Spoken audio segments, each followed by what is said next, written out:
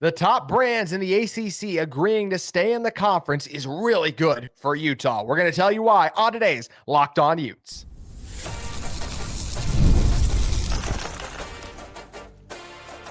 You are Locked On Utes, your daily podcast on the Utah Utes. Part of the Locked On Podcast Network, your team every day. Hello, everyone, and thank you for making Locked On Utes your first listen and view of the day. We are part of the Locked On Podcast Network, available wherever you get your podcasts, as well as on YouTube. If it is your first time listening, make sure you like and subscribe. Today's episode is one that features my good friend Ethan Pearce, who's going to be joining us to talk a little bit of everything. We'll do basketball at the end. Britton Covey won a Super Bowl. I'm JT, who's still former intern of the University of Utah Athletic Department. But we have to start with the news. I shouldn't say new news because it's been something that happened for a bit, but there were more Utah topics I want to talk about before we get to this. But recently it was announced that the ACC is going to be staying together. Clemson, Florida, at least for a couple of years, Clemson, Florida State, Miami, and North Carolina, it all sounds like are going to stay with the school through 2031. Why is that good for Utah? Because it means we're going to have less conference realignment and shakeup. And well, some of you might be like, hey, I was hoping Utah would maybe get in the Big Ten. Yeah, I get that, but I want to focus on what I think is way the bigger story here. The fact that the SEC and Big Ten can't poach away Miami, Florida State, Clemson, North Carolina, because what would that do? Only push the agenda that those schools are trying to do and separate. The Big Ten and SEC want 4 auto bids. That is awful for Utah. It's all for the sport. Like, 4 auto bids, I think, is a terrible idea. Like, earn your way in. If we go to a 16 format anyways, more years than not, you're going to get 4 auto bids anyways. I don't know why we're just going to give it to you automatically. I think that's ridiculous. But that would hurt Utah. Just the more guaranteed spots we're going to give those other teams is going to mean less of an opportunity of Utah to get in. They'll literally, if we are giving away that many auto bids outside of 11-1 seasons or 11-2 seasons for Utah, like, I don't know how they're going to make this thing the less and less we allow Big Ten and ACC schools in, and the more we're just going to prioritize the big brands as those conferences get more and more powerful, Ethan. Yeah, I mean, I agree with that. I think that, the future of college sports and especially college football has been really murky over the last couple of years, right? We don't know where all these teams and schools are going to end up. You don't know who's going to be on what network. You don't know who's going to be together. Is there just going to be one big super conference? Are we just going to move to like a relegation system? Like, there has been all sorts of proposals thrown out, but to at least see some sense of normalcy, right? To have the ACC locked in at least for the next couple of years, but you never know, right? Because of the way that everything moves so fast these days. You're right. It is good for Utah because now, whether or not you agree with this or not, but Utah was picked to win the Big 12 next season. Like they are projected to still be right in the mix, retool the quarterback, get another offseason in there and get some tinkering done and hopefully come back better next season. And, if they can stick around in the Big 12 and establish themselves as a year after year powerhouse, I think that's going to be ultimately great for them in the long run. It is. And that's originally when all the conference realignment stuff shook out. I was like, hey, it'd be great to be one of the top brands and considered to get into the Big Ten. And also, I think we're all just worried about, like, if you're not in the Big Ten and the SEC, are you going to eventually be left behind? But now that we're so far removed from that and I look at it, it's like, I don't want to be Minnesota. I don't want to be Rutgers. Right. I want to be in a conference where the 16th ranked team has a chance to win it. Parity. Utah has a great chance to win the Big 12. Utah would not have I don't think Utah would win the Big Ten if they're in. Like, almost ever. I would be just very hard pressed to see how Utah would win a Big Ten championship with how just the top dogs in that conference. Just too much. Like, could you upset them in one game in a college football playoff? I think that's more plausible than, hey, go through this schedule and then you're going to pay Penn State, Oregon, and Ohio State like all in one season and the championship. That's brutal. I think Utah is much better set up for success in the current Big 12 model and just the current way that college football is structured with this 12-team playoff too, than if we expand. Yeah, I would definitely agree with that. I think it's better to be I guess a big fish in a small pond than a small fish in the big pond. You'd rather be able to just continue to have success. Like, if you're going to go into conference season and have to play all these teams, have to play all these teams every week that are going to be in the playoff at the end of the year, right? You're playing Penn State, you're playing Ohio State, you're playing Oregon. Like, it's just a tall order to ask any team to go week after week and win. And there's a reason we see Big Ten teams do really well in the playoffs year after year. Like Ohio State won the national championship. Like they're battle tested all season long.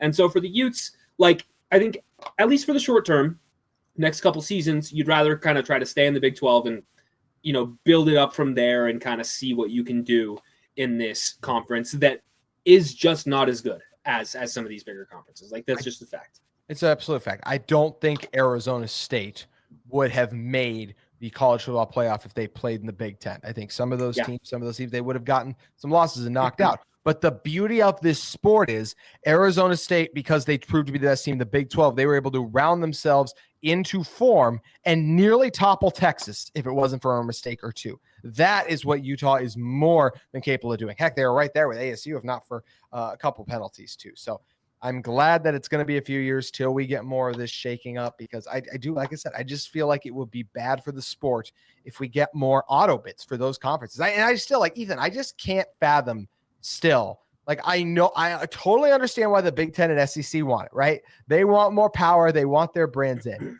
I just, as a college football fan, a fan of this sport, the idea of an auto bid is disgusting to me as someone who is a fan of the game, and like you have to earn your way in by being one of the top teams. So just because you're like, oh, we're the fourth best team in our conference, we automatically get in.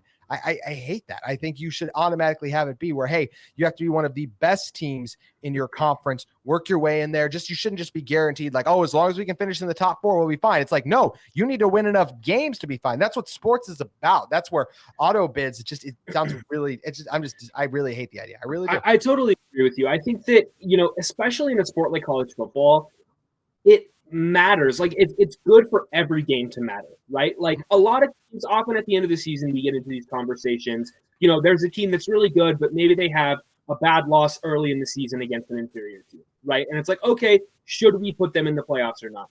I think that you should be punished for losing a game early in the season to a team that's not as good as you. Like that should say something. We shouldn't just be able to like wipe that away and say, oh, well, that was 2 months ago, and look who they've beaten recently. Teams should go out and try to win every single game. And if you're good enough, you make the playoffs. It shouldn't just be, oh, yeah, you played in the best conference and you messed up a couple months ago, but we'll forgive you because you're a big brand and we like you now. There's got to be consequences for losing. There just has to be. There has to be. I mean, I'm trying to do it off the top of my head. So we had Texas, Tennessee, and Georgia. Like, I'm sorry, Alabama, you lost to Oklahoma and Vandy. Right. Ole Miss, Kentucky's only Power 4 win this year came against Ole Miss, and you lost to Florida. Like, no, you don't deserve to be in. And everyone's like, well, what are you going to do? Throw Indiana in? Yeah, the Indiana team that ended up only losing to Notre Dame and Ohio State, the two teams that won the national championship. Yes, they proved that they deserve to be in. So I think some of this stuff gets crazy, but like I mentioned, I'm glad Utah is in a position where they have an opportunity to contend for a conference championship year in and year out, and at least for the next few years, because in 2031, when the TV media rights deals are up for everyone, that is when the ACC exit fees for Clemson, all those schools, that's when it decreases. So that's why a lot of people think that's when we could see this all happen. And we'll see if it even does, because maybe they're able to keep it all together. We don't know what the future holds, but one thing I am very excited to talk about that just happened in the present is Britton Covey is officially a Super Bowl champion. We're going to be talking about the significance of that feat in one moment.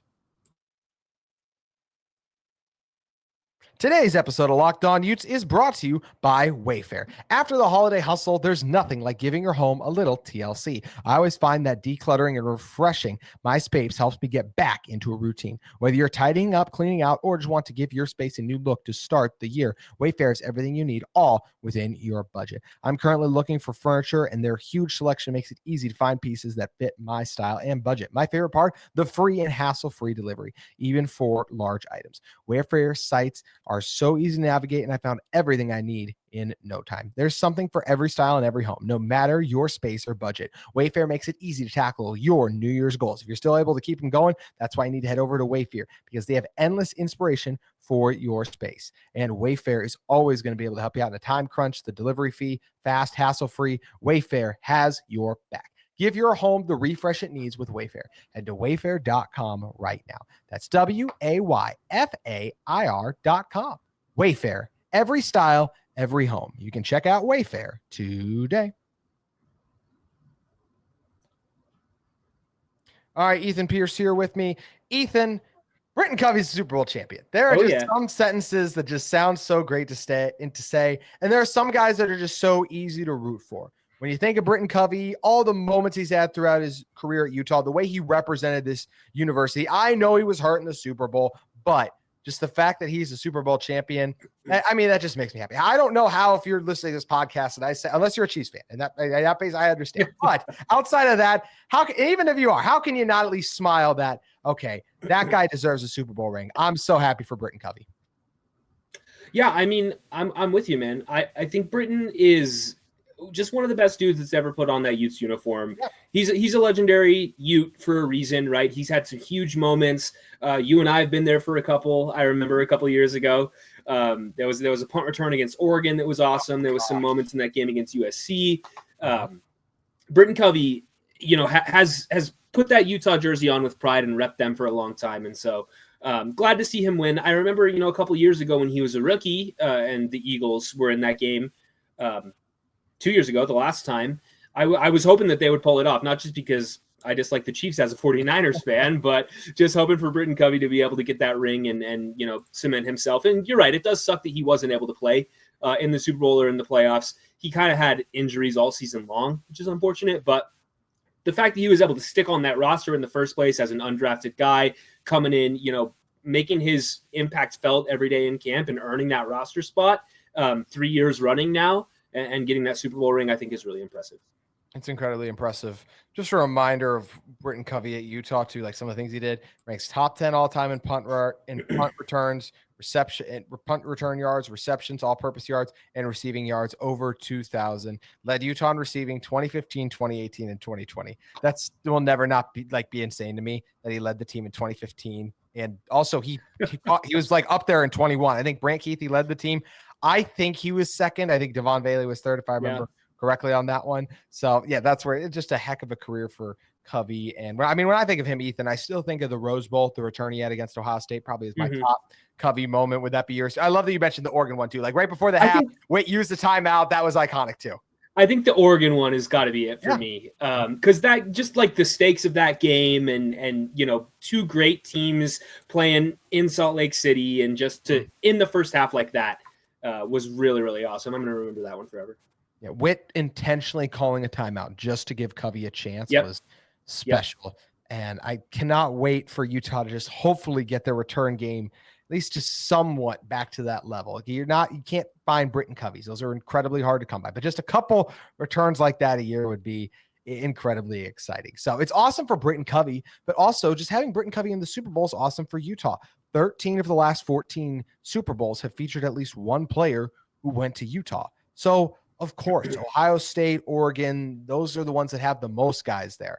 But it's the notion that you have to go there to make it in the NFL is still absolutely false. You don't have to go to those schools. We see talent get developed at other universities and schools all the time. Yes, I know how many Eagles players, I now know Georgia players the Eagles have, but how many Utah players did we see in the playoffs? Dalton Kincaid. I know he didn't have the greatest moment, but he was right there too, right? You get Cole Bishop in there. Devon Bailey, another guy there. You get the Tim Patrick, Broncos, the left tackle for the Broncos, Garrett Bowles. These Utah players represent the NFL. So you can absolutely come to Utah and make it to the NFL. There's a large history and lineage of it for Utah. And I absolutely think the fact that many guys have appeared on the biggest stage, that there are so many Utes, Jalen Johnson for the Bears, succeeding in the NFL, that is absolutely something that you can use in recruiting and is a positive for Utah. Oh, I think that's absolutely correct. Like, just to be able to say, hey, we've had guys that have played on the biggest stage and contributed in the biggest moments. That's just naturally going to make high schoolers and recruits want to come play for your team. Because, you can say, hey, we've got a great coaching staff. We've got a great infrastructure in place. We can help you achieve your goals of not only getting to the NFL, but being successful when you do get there. And there is a lot of former Utes in the NFL today. There will continue to be for the next decade plus, and hopefully we can get that next generation of guys, coming up through the program and entering the league soon. Yeah, you already got so many guys that maybe this year's draft won't be filled with as many, but I still think like 5 Utah players are going to end up getting drafted too. So it's incredibly exciting that Utah is in this position where you see players producing at the NFL level. And if, as I mentioned, the recruits who continue to come to Utah, And they'll come and they'll be like, man, I wish I had a Georgia. I wish I had Ohio State. I wish I had this. At the end of the day, you can make it anywhere. There are so many Utah players that have come here, whether high recruit or not. Devin Lloyd, Brant Keithy, not high recruits. And they're going to be, well, Lloyd already is, and Keithy will still earn an opportunity on Sunday. So it's a really exciting thing for Utah.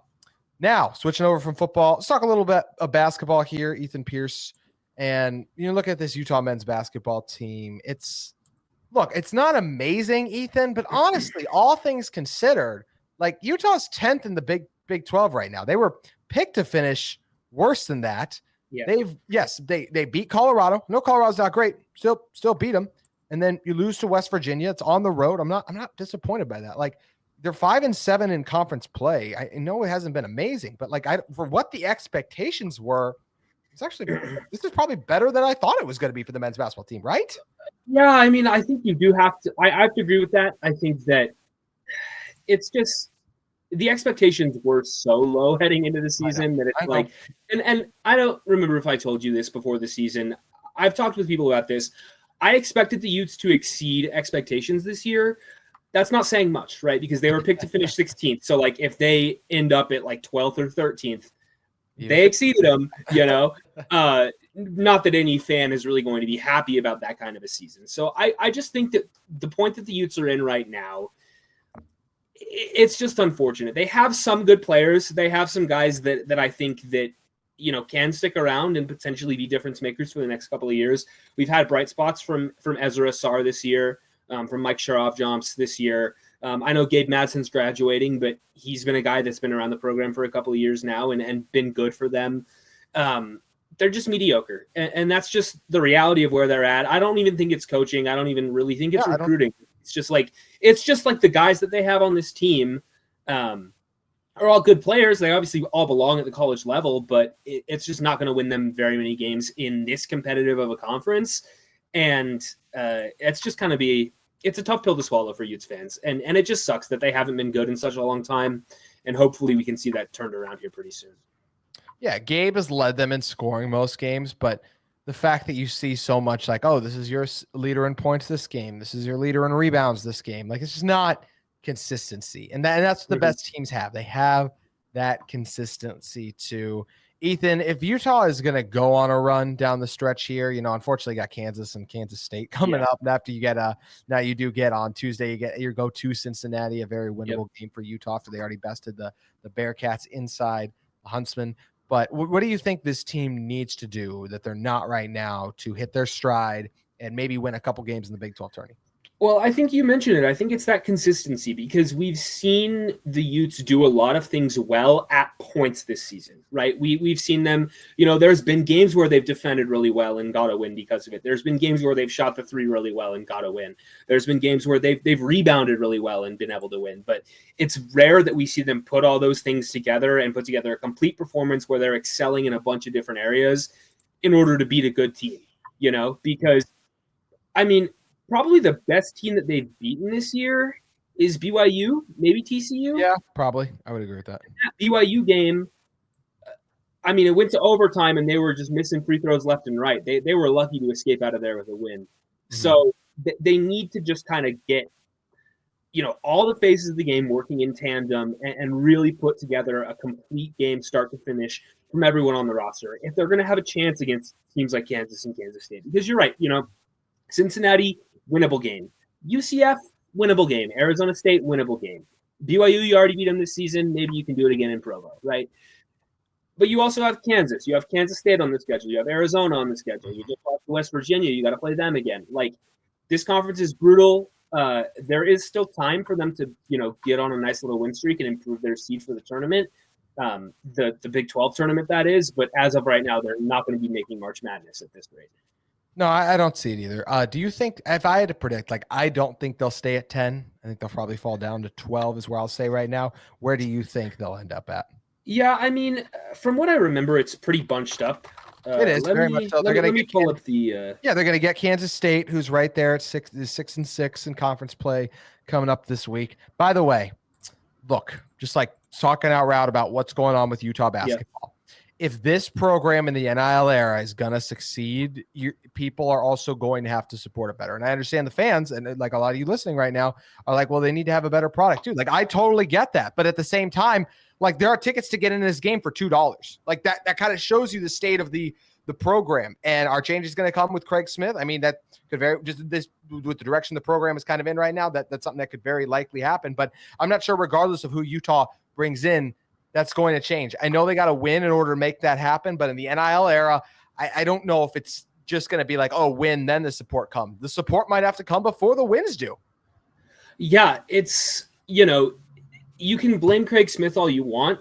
And he's not a perfect coach. I like Craig. I think he's done a pretty good job with the talent that he's been able to get. But you got to be able to recruit. And like you said, in this NIL era, you got to bring in some blue chip guys. Guys that can play and will fit on your roster and can really carry you in these close games, right? Because I like Gabe Mattson. I think he's a good player. Yes, but as your lead creator, lead scorer, he's just going to be inconsistent night to night, right? He's had multiple games this year where he struggled with his jump shot. And if the threes aren't falling and he's going to shoot 2 for 13, you're not going to win that game, right? So you need some more guys that can come in and complement.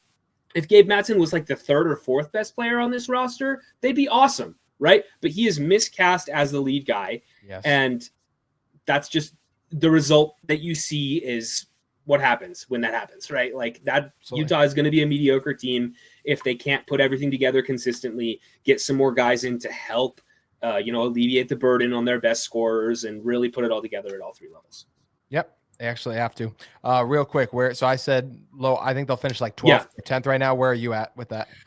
I mean, looking at the remaining schedule, I would expect them to fall a little bit. I think if they can beat Cincinnati in this next game, they'll probably finish above them. But right now, Cincinnati's 1 game down from Utah, so they could leapfrog them if Utah loses in Cincinnati this week. Same with the UCF game. I think those are going to be two big tells based to say where they're going to finish. But I would assume they're going to fall and most likely finish around 12th or 13th. Mm-hmm. Yeah, feels like the way it's trending. Switching over from the men's side of things to the women's side of things. The women's basketball in the Big 12 has been very impressive. There are 6 teams with 3 or less losses in the conference: Utah, West Virginia, Oklahoma State, Baylor, TCU, and Kansas State. Well, why does Utah able to say they're a part of that? Because they've rattled off 5 straight wins since falling to TCU. Been really cool to continue to see this team get in their groove. I mean, they just demolished UCF. 95-51. They jumped out to that 27-15 lead, never looked back. Outscored them 25-11 in the third, 27-12, in the fourth. I mean, just a total team win and just a difference, shows you where your programs are at a different level. Shout out Gianna Neepkins for dropping 32 points, 6 threes in this contest. The end of the Big 12 women's basketball race is going to be incredibly fun, and I'm excited to see what this team can do when they get to the tournament. I don't know. I don't think they're going to be like the 1 seed based on just being a game back, a couple games back from the top, but I'm excited for this team, and I do think they will be in March Madness. I think they will be too. Absolutely. They're on pace for that right now. The 5 wins in a row is super huge. I'm honestly pretty surprised they're not ranked at this point. Yeah. They were in the receiving votes category. I think they would have been maybe 27th or 28th if the poll extends out that far. So they got some votes. They're knocking on the door of the poll right now, but just keep winning, keep winning and block out the outside noise and just see what you can do down the stretch of the season. Upcoming games, looks like the rest of the season, the only team they play that's currently above them in the standings is West Virginia, who they're actually tied with in terms of wins and losses in conference. So they could potentially, run the table the rest of the year. I mean, I would not be shocked at that result. They're super, super hot right now. We'll see if they can keep that up. Even 1 or 2 more losses, though, they should still definitely be in March Madness, assuming they can get at least 1 or 2 wins in the conference tournament when we get there. Yeah, Coach Peter's doing a great job. Jenna Johnson, Gianna Neepkins, this core has been together. Izzy Vieira, the Kennedy McQueen, they've been doing this. Torres fitting in well. I think this team is going to have a strong March, and March is right around the corner. So, Ethan, people want to know the latest on Utah athletics, where they need to head over to. UteZone.com. We're caught up on all the men's and women's basketball teams through the rest of the season. We got gymnastics going on too, so it's a good time to be a Ute. Awesome. Always a good time we have you on as well, my friend. Thanks for stopping by. Thanks, dude. Appreciate you. That's going to do it for today's Locked On Utes. We hope to see you again tomorrow as we're talking the latest in Utah football and Utah athletics.